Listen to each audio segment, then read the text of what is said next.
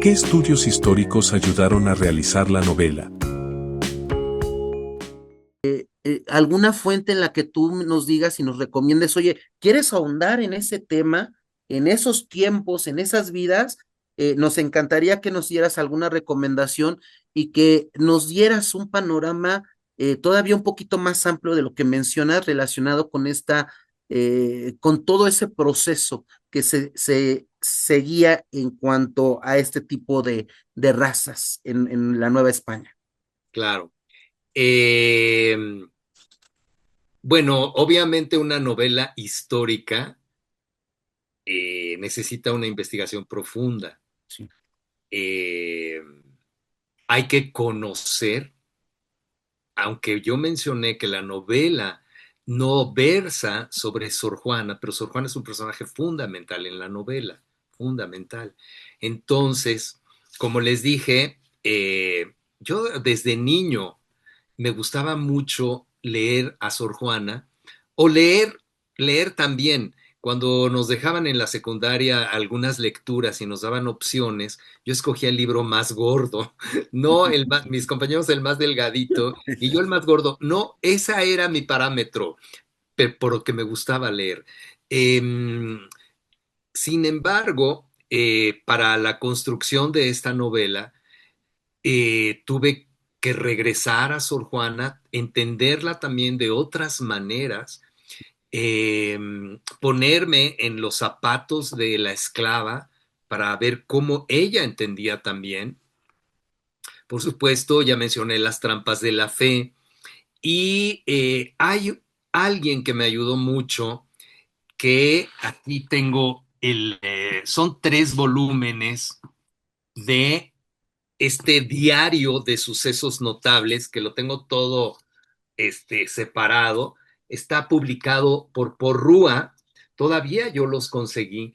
El diario de sucesos notables es de un clérigo que se llamaba Antonio de Robles. Y vean, son 3 volúmenes, vean cómo lo tengo, ¿no?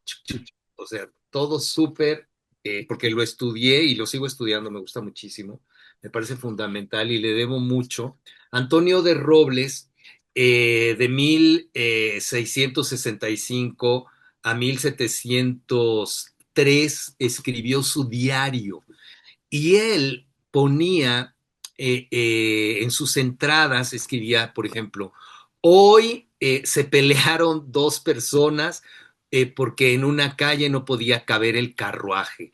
Hoy llegó el correo mayor. Hoy llegaron noticias de que la nao de China se vio en Colima, así es que pronto llegará a Acapulco. Hoy salió el virrey tal y llegó el otro. Fíjate, por ejemplo, algo muy simpático. Hoy se murió el arzobispo fulano con la dentadura completa. Y a nosotros nos parece muy simpático que se haya Mm. muerto con la dentadura completa, porque hoy se nos cae un diente y vamos al dentista y nos pone algo y ya tenemos la sonrisa increíble. Pero en aquella época, alguien que se muriera con la dentadura completa, pues era un prodigio. Eh, Hoy tembló por espacio de 3 Padre Nuestros. Así medían los temblores. Entonces, hay otra que dice, por ejemplo, vamos a ponerle, hoy, 29 de diciembre de 1694, tembló por espacio de 5 credos. No, hombre, estuvo fuertísimo el temblor. Ya de por sí el credo es muy largo, ¿no? No es lo mismo Sí. 3 Padre Nuestros que 5 credos. Entonces, son cosas, en la novela también asiento algunas de ellas. Hay un personaje catalogado como la chiflada, bueno, allí le pongo la chiflada, que es un personaje que seguramente tenía convulsiones y algún problema de salud mental. Lo asienta Antonio de Robles. Entonces yo con esas breves entradas de su diario fui construyendo a los otros personajes, ¿no?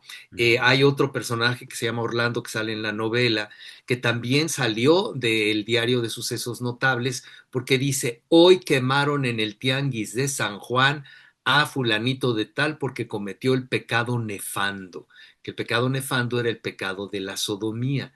Entonces, allí yo voy tomando personajes y situaciones también.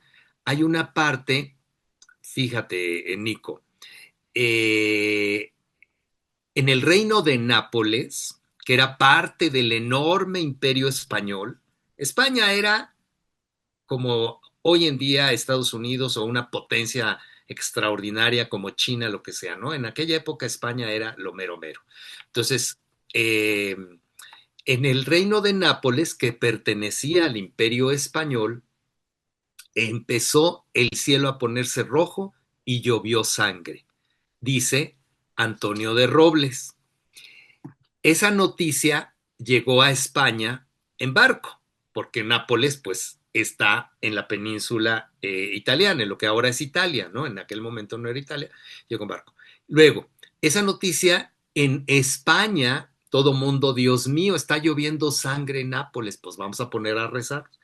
3 meses después llegó a Veracruz y después de que llegó a Veracruz llegó a la Ciudad de México, todavía 15 días después. Y entonces aquí en la Ciudad de México, que se llamaba la muy noble, leal e imperial Ciudad de México, ordenó el arzobispo procesiones rogativas, la gente se castigaba con sus disciplinas y le pedían a Dios que parara de caer sangre en Nápoles. Parece muy ingenuo, pero en aquella época así era. Entonces hay una escena que yo pongo en donde la gente se pone a rezar de lo que ocurrió hace 6 meses en Nápoles o 4 meses y y les digo, hoy parece muy simpático, pero es parte de lo que ocurría en ese momento histórico. En el siglo XVII realmente ocurrió eso. Y no era otra cosa más que durante ciertos periodos eh, de climáticos, la arena del Sahara o del desierto del Sahara sube y viaja hasta Italia o hasta algunas partes del Mediterráneo, ¿no? Y entonces el cielo se pone rojo. Esa es la razón. Pero aquí en el diario de sucesos notables está esto asentado. Gracias, Antonio de Robles. Entonces yo le debo mucho a era jesuita, ¿no? Que a mí además los jesuitas me caen muy bien, son la inteligencia de la iglesia, ¿no? Son una lindura. Él era jesuita y gracias a él, hoy en el siglo XXI tenemos estos testimonios que nos ayudan a escribir, nos ayudan a ficcionar sobre hechos reales. Entonces esto es lo que les puedo decir. Y además lo integraste muy bien en la historia, lo integraste muy bien y nos ubicas perfectamente en la situación de la vida cotidiana, en el momento en el que estás plasmando esos tiempos, esos sucesos, cómo llegan efectivamente las noticias a través de todos esos medios y llegan meses después. Lo integras muy bien en la historia, ¿eh? Y sí, efectivamente, es una de las noticias que llamó la atención de la novela. Sí, sí, Muy, sí. muy, muy, muy bonito, pues me encanta que esté integrada la historia, en la medida de lo posible, digo, en lo poco que yo estoy escribiendo, estamos tratando de hacer, también dejar caer esos hechos históricos en una novela. Entonces, entiendo perfectamente la cantidad de estudios que tuviste que haber llevado a cabo para dejarlo caer en tu novela. Quedó muy bien integrado, ¿eh? Muy, muy bien integrado. Muy bien. Gracias, Nico. Oye, y mira, ¿Cómo influye la amistad de la protagonista a Ignacio Casas? de la evolución que tiene esta Yara en tu novela. Eh, la verdad es que te decía que me encanta cómo va evolucionando.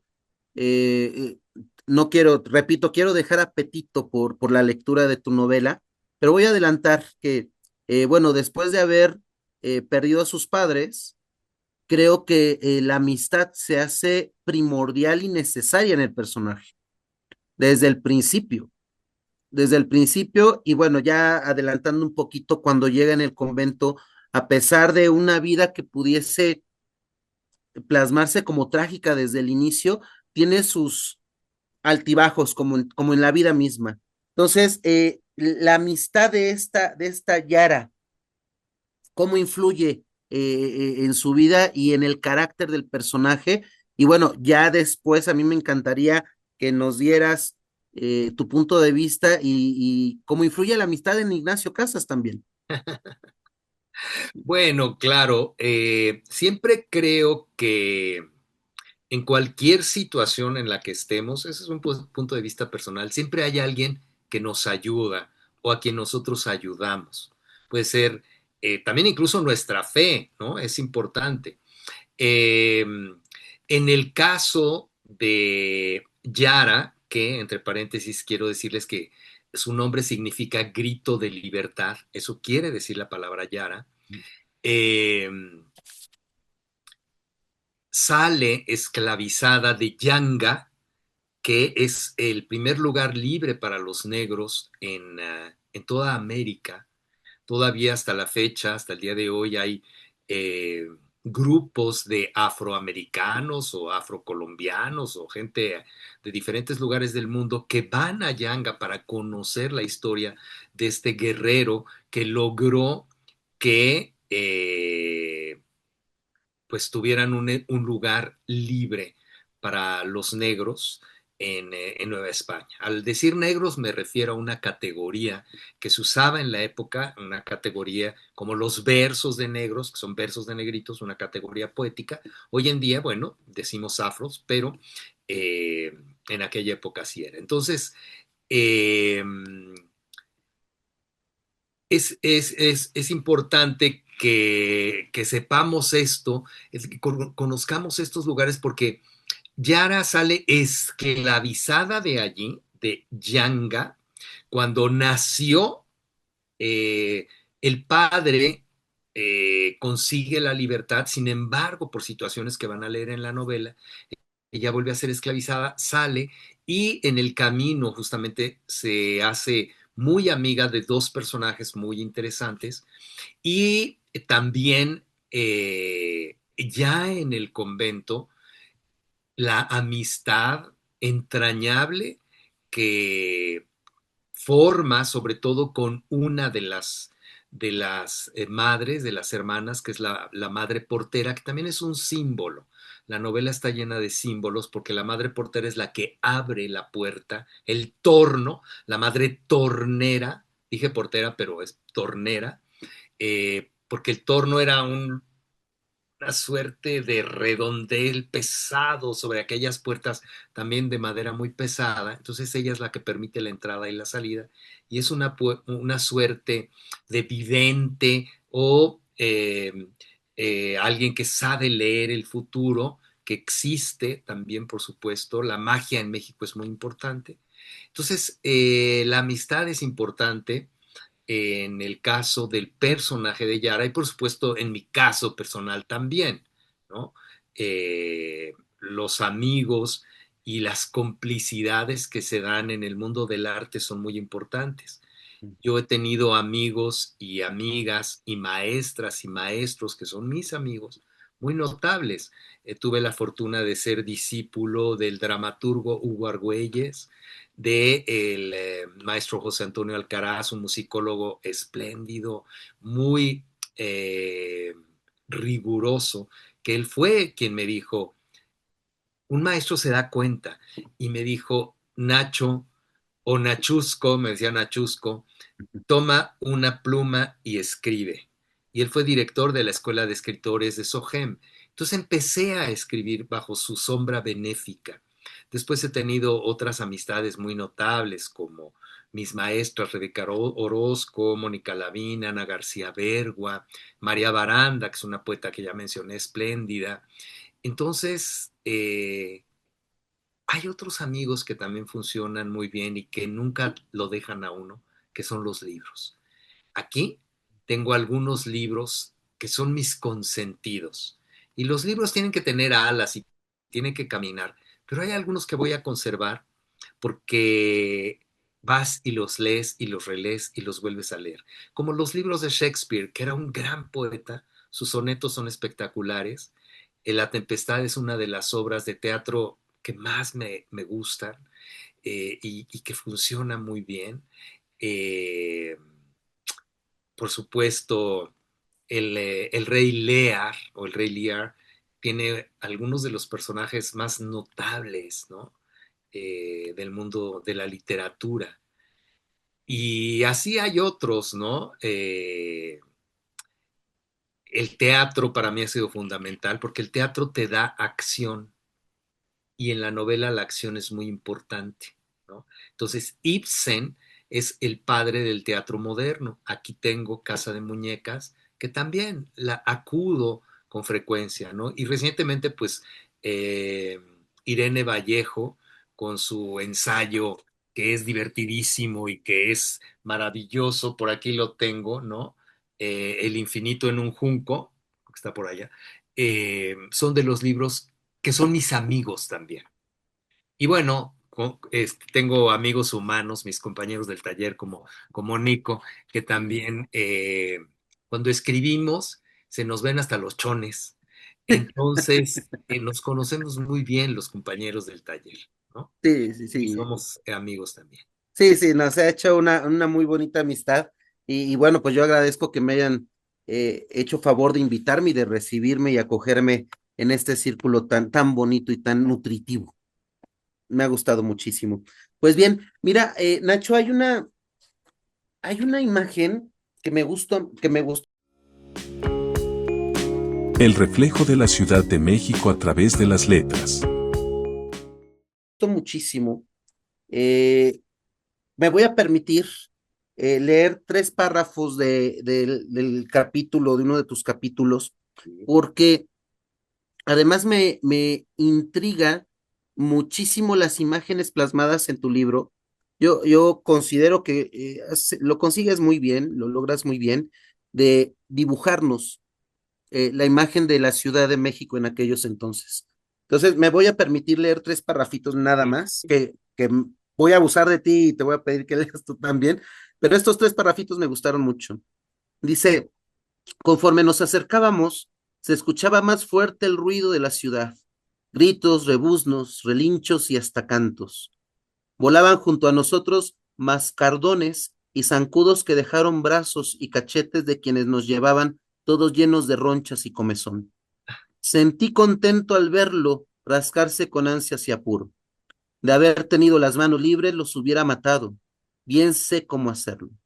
Cuando el sol ya estaba yendo, con la panza vacía, mucha sed y retecansados, llegamos por fin a la leal e imperial Ciudad de México. Para entrar agarramos por la calzada que estaba llena de árboles flacos y altos, nada parecido a los mangos y cocoteros de mi tierra. El olor a naranjo se confundía con la peste a mierda y meados en las afueras, casas de adobe con copetes de teja, lodo y charcos llenos de lombrices. Más hacia el centro, calles de piedra, casas fuertes, para aguantar los temblores y palacios de 2 o hasta 3 alturas, con adornos de ángeles, leones o estrellas. Esa imagen me gustó muchísimo, Nacho. Por supuesto, pues venían del sur, de la Veracruz, a la Ciudad de México, entonces nos podemos imaginar todo ese camino, pero yo quisiera saber si hay algún cuadro, hay algún mural que te haya dado una imagen para reflejarnos un cuadro como el que nos hiciste a favor de escribir y regalarnos en tu libro, Nacho. En específico no te puedo decir en cuál, pero sí he estudiado. Hay una enciclopedia de la Ciudad de México de Fernando Benítez, la tengo aquí también, y hay allí varias imágenes, pero también es mi experiencia personal, ¿no? Solamente hay que, y les pido esto a quienes estén viendo, vamos a hacer ese ejercicio de imaginación, ¿no? De cerrar los ojos cuando venimos de Puebla, bajando eh, por este Parque Nacional de los Volcanes que está lleno de árboles y todo eso.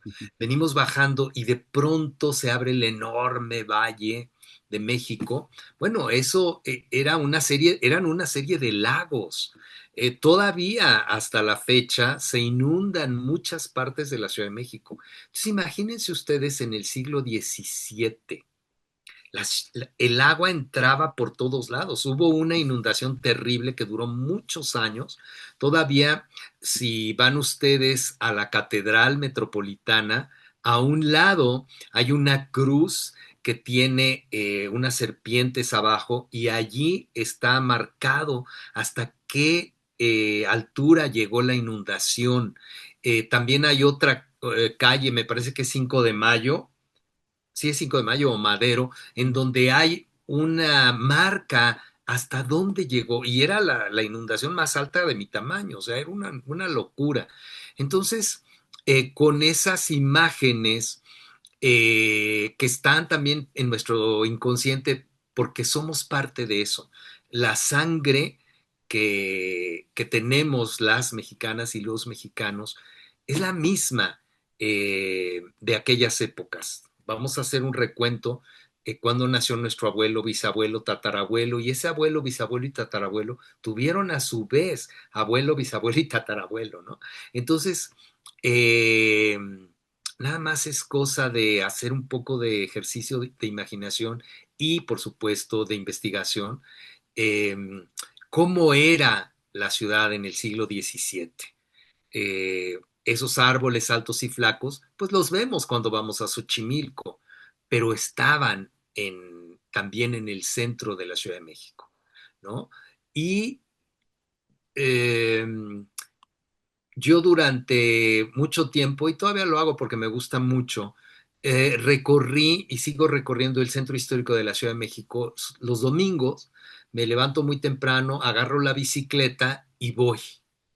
Y entonces esos edificios de 2 o hasta 3 pisos era lo máximo que habían construido de altura en ese siglo o en ese momento, que yo trabajo el último cuarto del siglo XVII, ¿no? Es donde está ubicada esta novela.